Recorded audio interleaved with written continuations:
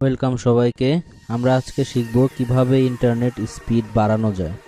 তো শুরু করা যাক। আমরা প্রথমে সার্চ মেনুতে যাব, গিয়ে সেখানে আমরা লিখব রান।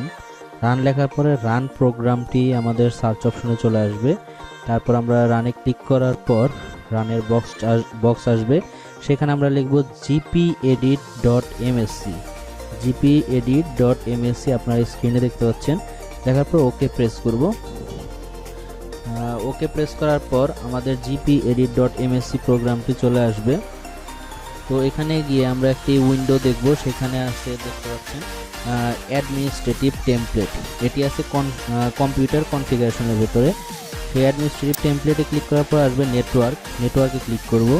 নেটওয়ার্কে ক্লিক করার পর আপনারা একটু স্ক্রল করে দেখবেন, সেখানে একটি অপশন আছে QoS প্যাকেট শিডিউলার। এটি আপনারা খুঁজে বের করবেন। এটি খুঁজে বের করার পর সেই ফোল্ডারটিতে আপনারা ক্লিক করবেন।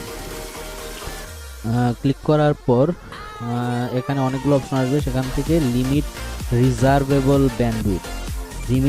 রিজার্ভেবল ব্যান্ডউইথে ক্লিক করার পর একটি বক্স আসবে, সেখানে নট কনফিগার্ড এখানে টিক দেওয়া থাকে। সেখান থেকে আমরা এনেবলে টিক দেব।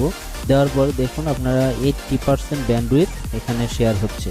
সেটি আমরা আপনার চাইলে 0 করে দিতে পারেন অথবা 10% 20% করে দিতে পারেন।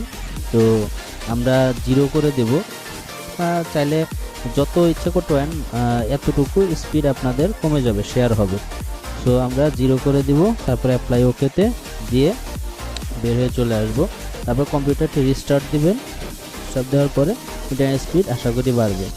তো আজকে এই পর্যন্তই। আপনাদেরকে সবাইকে পরের টিউটোরিয়ালের জন্য